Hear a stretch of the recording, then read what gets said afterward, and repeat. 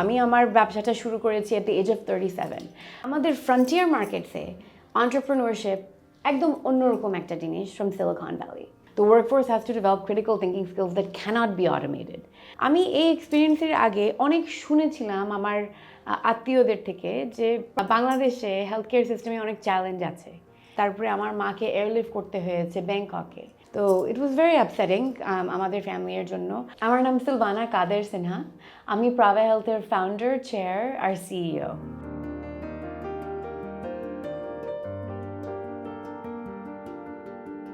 আমার জন্ম আমেরিকায় হয়েছে। I was born and raised in the United States. আমি বাংলাদেশে প্রথম আসছি 8 বছর আগে প্রাভা শুরু করার জন্য। 10 বছর আগে আমি বেড়াতে আসছিলাম। আমার মামাতো বোনের বিয়ে হচ্ছিল। আর আমার মা আনফরচুনেটলি এমার্জেন্সি অ্যাপেন্ডেক্টমি করতে হয়েছে।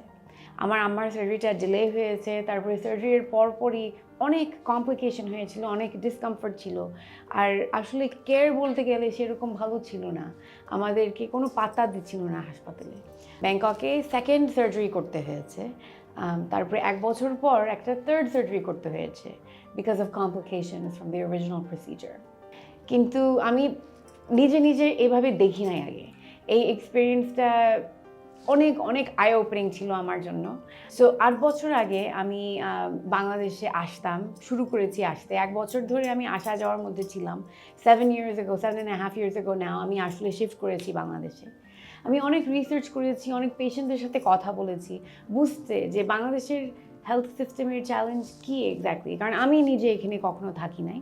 সো আমি অনেকজনের সাথে কথা বলেছি ওই সময়টা যেটা বুঝছি যে আসলে বাংলাদেশ হেলথ কেয়ার সিস্টেমের মধ্যে আনফর্চুনেটলি ট্রাস্ট গ্যাপটা অনেক বড়।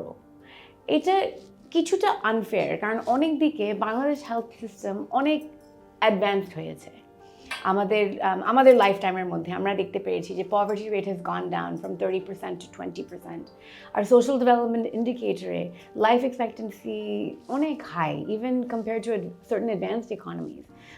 We have a very high level of life expectancy as well as child maternal newborn mortality rate অনেক কমেছে লাস্ট জেনারেশনের মধ্যে। তো এখন আমাদের দেশে পাবলিক আর চ্যারিটেবল গুডস একটু কম এখন হেলথ সেক্টরে, আর প্রাইভেট সেক্টরের দিকে সব কিছু যাচ্ছে। এখন আমরা দেখতে পাচ্ছি যে হেলথ সেক্টরে 72% of health spending is coming from the private sector. GDP per capita বাড়ছে। জিডিপি পার ক্যাপিটা যখন বাড়ে ডিসপ্রপোর্শনেটলি আমরা দেখি যে family members, households health care আর এডুকেশনে ইনভেস্ট করতে চায়। এই বিভিন্ন কারণের জন্য আমাদের হেলথ সিস্টেমে দেখতে পাচ্ছি অনেক বেশি চাপ, আর private sector is left to fill the gap. এর মধ্যে আরেকটা জিনিস আমি খেয়াল করেছি আমি যখন আমার রিসার্চ ফেজে ছিলাম, যে কোয়ালিটি গ্যাপটা আনফর্চুনেটলি অনেক বড় আমাদের দেশে। Average amount of time doctors spend with patients is 48 seconds. আমরা যে সময়তে এই দেশে আমাদের ব্যবসাটা শুরু করেছি মাত্র 4টা ইন্টারন্যাশনাল স্ট্যান্ডার্ড ল্যাব ছিল।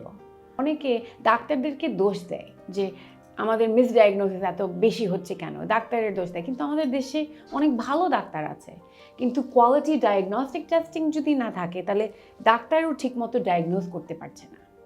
বাংলাদেশে আমি এক্সপিরিয়েন্স করেছি no amount of money can afford you access to high quality health care. আরেকটা জিনিস খেয়াল করলাম, সেটা হচ্ছে যে 20%-এর বেশি কাউন্টারফিট ড্রাগস মার্কেটে। এই প্রবলেম নিয়ে আমি অনেক অবসেসড হয়ে গেছিলাম। এই বিভিন্ন প্রবলেম দেখে আমি মনে করেছি যে আমরা শুধু একটা পিস টার্গেট করতে পারতাম, হয়তো একটা ফার্মেসি খুলতে পারতাম, একটা ল্যাব খুলতে পারতাম, ক্লিনিক খুলতে পারতাম, কিন্তু শুধু একটা পিস টার্গেট করলে এত বড় ইম্প্যাক্ট আনতে পারতাম না।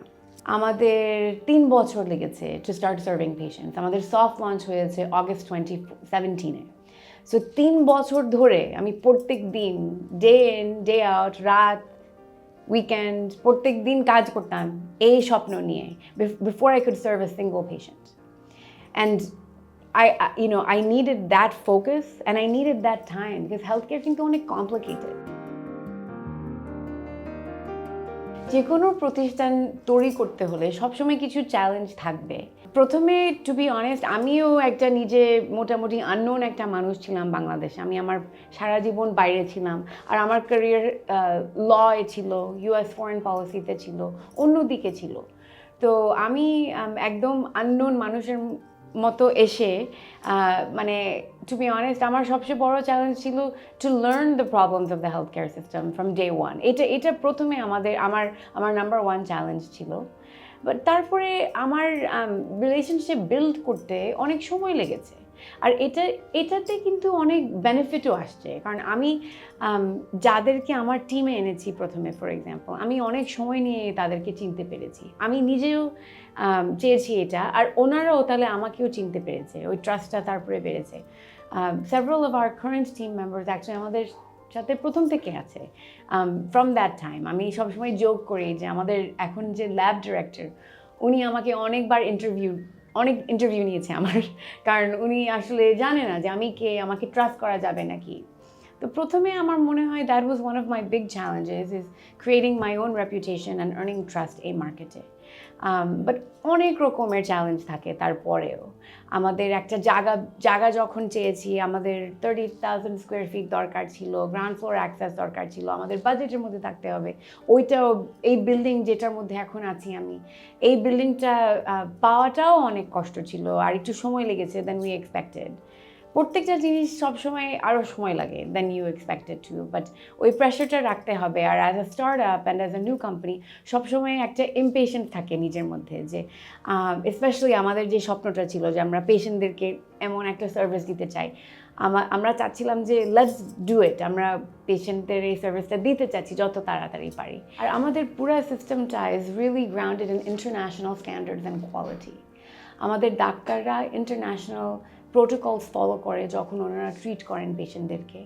আমাদের ল্যাব এখন is one of 6 international standard labs in Bangladesh. আর আমাদের pharmacy is one of 600 model pharmacies in Bangladesh, যার মানে হচ্ছে আমাদের গ্রেড এ ফার্মেসিস্ট সবসময় অন সাইট থাকে, আর আমরা ডিরেক্টলি ম্যানুফ্যাকচারার থেকে প্রকিউর করি আমাদের ফার্মাসিউটিক্যাল প্রোডাক্টস। সো আমরা জানতে পারি যে এটার কোয়ালিটি ইজ ইনট্যাক্ট, কাউন্টারফিটের রিস্কটা একদমই নাই। তার উপরে আমরা টেকনোলজি লেয়ার করেছি।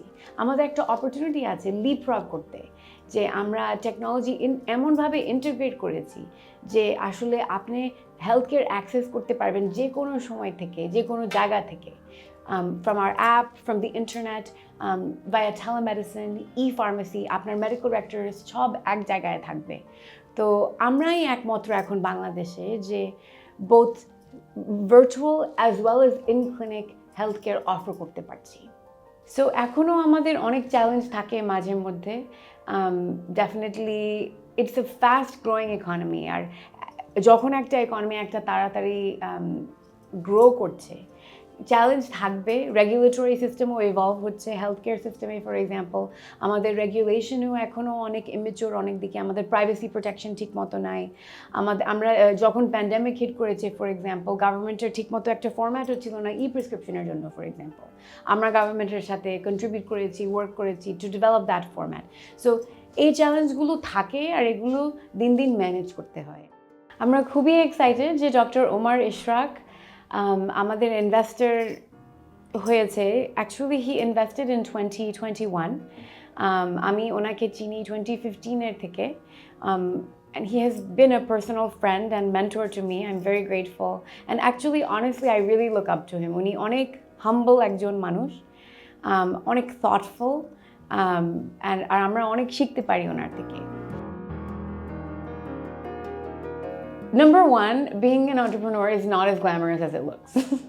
I think there is a lot of hype around, the glamour of being, the next Mark Zuckerberg or whatever the case may be.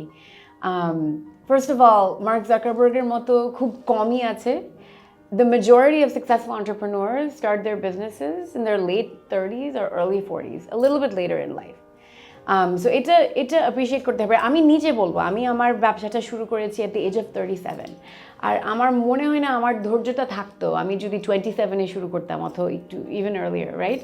আমার মনে হয় না যে আমার ওই ম্যাচুরিটিটা থাকতো আর ইমোশনাল রেজিলিয়েন্সটা থাকতো ওই সময়টাতে। অনেকের আবার আছে, আমার কথা বললাম, অনেকে আবার মার্ক জাকারবার্গের তো ছিল, he was able to do it, but I think it's important to understand that being an entrepreneur is very challenging. It's a lonely journey. It's extremely exhilarating journey. আর আপনি যদি একটা পৃথিবীর মধ্যে একটা প্রবলেম দেখে ওই প্রবলেমটা যদি সলভ করতে চেষ্টা করে পারেন এই একটা টিমের সাথে, এটা এই ফিলিংটা কিন্তু it's not like anything else you can experience. So I'm not going to say it's not an amazing experience, but it's very challenging. And it takes a long time. এখন আমি অনেক ইয়াং এন্টারপ্রেনিউরদের সাথে কথা বলি, অনেক সময় দেখি যে তাদের মধ্যেও ওই ইমপেশেন্সটা থাকে, কিন্তু একটু বেশি তাড়াও থাকে। আনফর্চুনেটলি একটু সময় নিয়ে আগাতে হয়, সময় নিয়ে আগালে তাহলে ইম্প্যাক্টটাও আরও ভালো হবে পরে। I think you have to keep a slow and steady pace, and এইভাবে করে আমার মনে হয় you have a better chance at winning. আমাদের ফ্রন্টিয়ার মার্কেটসে এন্টারপ্রেনিউরশিপ একদম অন্যরকম একটা জিনিস from Silicon Valley. Silicon Valley ওদের ক্যাপিটাল অনেক বেশি। 80% of venture capital is invested in companies headquartered in New York, Massachusetts or California. So ওদের অনেক রিসোর্সেস আছে ওইদিকে, ওদের ট্যালেন্টও অনেক বেশি। আপনি যদি সিলিকন ভ্যালি একটা কফি শপে ঢুকেন, ওখানে 25টা ইঞ্জিনিয়ার বসে আছে।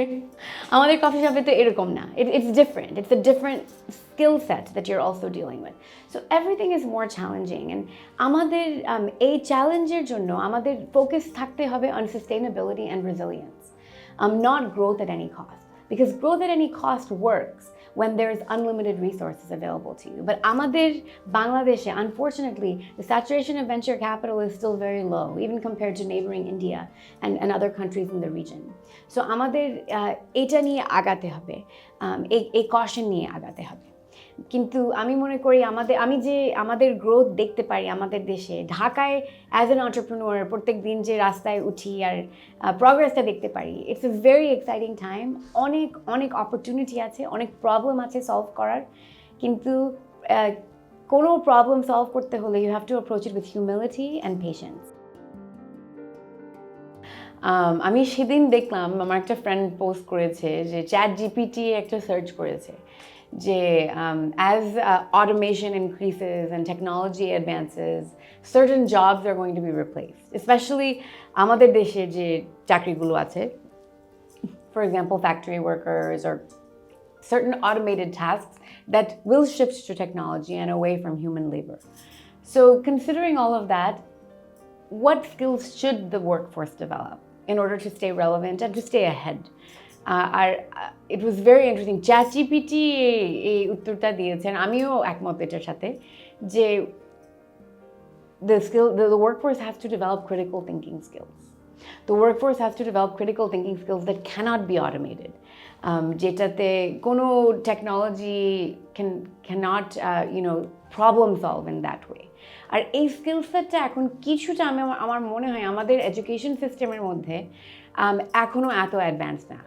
ওই স্কিল সেটটা আরও শেখাতে হবে আমাদের ইয়াং পিপলদেরকে as they enter the work force to enter into this global economy. এটা অনেক দরকার। আমিও দেখি যে আমরা যখন হায়ারিং করি, আমি সবসময় মনে করি যে যারা আসলে ক্রিটিক্যাল থিঙ্কিংয়ে ভালো, যারা প্রবলেম সলভিংয়ে ভালো, আমি তাদেরকে হায়ার করতে চাই যে কোনো রোলের জন্য, কারণ তারা শিখতে পারবে যে কোনো নতুন এরিয়া। তাদের ওই অ্যাপেটাইটটা থাকবে, কিউরিওসিটিটা থাকবে, আর ধৈর্যটা থাকবে। বাট যারা শুধু অটোমেটেড টাস্ক করতে চায়, তাদের গ্রোথ পটেনশিয়ালটা is not as high as those who are going to take on the critical thinking challenge. So আমি এটাই বলবো ইয়াং পিপলদেরকে আর এডুকেটার্সদেরকে যে আমাদের ওয়ার্কফোর্সের মধ্যে এই ক্রিটিক্যাল থিঙ্কিং স্কিলসটা আরও এমবেড করতে হবে।